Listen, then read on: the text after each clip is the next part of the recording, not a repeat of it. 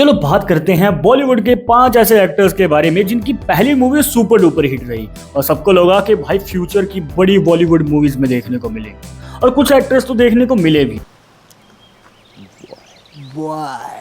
पर कुछ ऐसे एक्टर थे भाई जिन्होंने खुद की ऐसी वीक परफॉर्मेंस दी और कई बार तो मूवीज की स्टोरी लाइन ही इतनी वीक थी कि वो कुछ खास कमाल कर नहीं पाई, जिसकी वजह से आगे चलकर ये जॉबलेस हो गए और ऑडियंस ने भी कुछ खास पसंद किया नहीं, जिसकी वजह से इनका करियर लटक गया। शुरुआत करेंगे अर्जुन कपूर के साथ। भाई इस बंदे की पहली मूवी आई थी इश्क जादी। भाई ये मूवी हिट थी।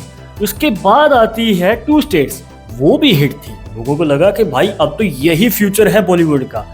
पर थोड़ी देर बाद भाई सच्चाई सामने आ ही गई और लोगों को रियलाइज हुआ कि भाई वो गलत सोच रहे थे, क्योंकि उसके बाद आती है नमस्ते इंग्लैंड, पानीपत, एक विलन 2 और लेडी किलर। भाई अगर आपने इनमें से कोई भी मूवी देखी है तो मैं बस यही सोच रहा हूँ कि आपने देख कैसे ली शुरू से लेके आखिर तक। और इनमें से एक मूवी मैं आपको जरूर रिकमेंड करना चाहूंगा, लेडी किलर। यूट्यूब पे फ्री में अवेलेबल है, जाके देखो।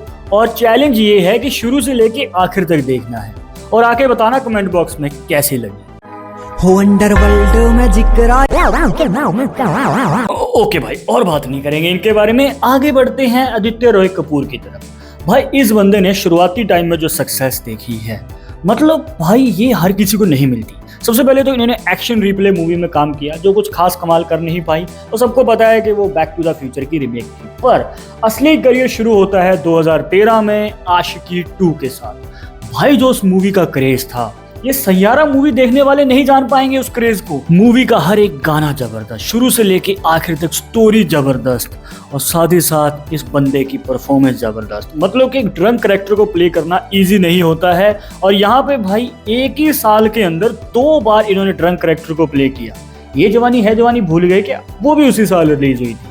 तो भाई यहाँ पे जो इन्होंने कैरेक्टर प्ले किया लोगों ने बहुत सराहा, बहुत पसंद किया गया। और उसके बाद इनकी मूवीज कुछ खास कमाल कर नहीं पाई, जैसे कि ओके जानू आई थी और अभी हाल फिलहाल रिलीज हुई मेट्रो इन दिनों। पर एक मूवी थी जो मुझे बहुत पसंद आई थी, लूडो। आपने भी देखी होगी और लॉकडाउन के टाइम पर रिलीज हुई थी और सबने घर बैठ के देखी थी। भाई उस मूवी में इनका रोल काफी अच्छा था, पर वो एक मल्टी स्टारर मूवी थी जिसकी वजह से आदित्य रॉय कपूर हमें अलग से नजर नहीं आते हैं। सब खत्म हो गया। और फिर आते हैं एक ऐसे अंडररेटेड एक्टर जो भाई अब इंडस्ट्री से गायब हैं, और मैं बात कर रहा हूँ इमरान खान की। इनकी शुरुआती मूवीज देखो, जाने तो या जाने ना। भाई उस मूवी के गाने जब भी टीवी पे आते थे ना, मैं हमेशा सुनता था, जैसे कि पप्पू कैन डांस साला। और फिर इसके बाद एक ऐसी मूवी निकल के आती है भाई जो किसी ने नहीं सोचा था कि 2011 में कुछ ऐसा देखने को मिलेगा, और मैं बात कर रहा हूँ टेली बेली की, भाग भाग डीके बॉस। भाई मैं गाना नहीं गाने वाला वरना यूट्यूब मेरी वीडियो को ही काट देगा। और जिस साल डेली वैली आई थी उसी साल मेरे ब्रदर की दुल्हन भी आई।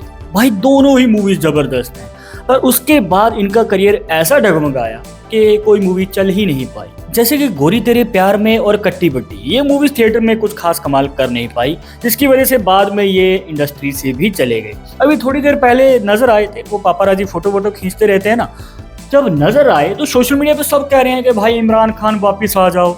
भाई जब इस बंदे की मूवी थिएटर में लगी हुई थी तब तो सपोर्ट करने कोई गया नहीं, और अब कह रहे हो कि वापस आ जाओ। फिर आते हैं पुलकित सम्राट। भाई फुकरे मूवी से जो इनको सक्सेस मिली थी, सबको लगा था कि आगे चलकर बड़ी बॉलीवुड की मूवीज में देखने को मिलेगी, बल्कि चूचा ज्यादा चल गया। मतलब वरुण शर्मा को बड़े रोल्स और ज्यादा रोल्स देखने को मिले पुलकित सम्राट के मुकाबले। वियोलिन तो बिल्कुल शुरू जैसे बजाते हो।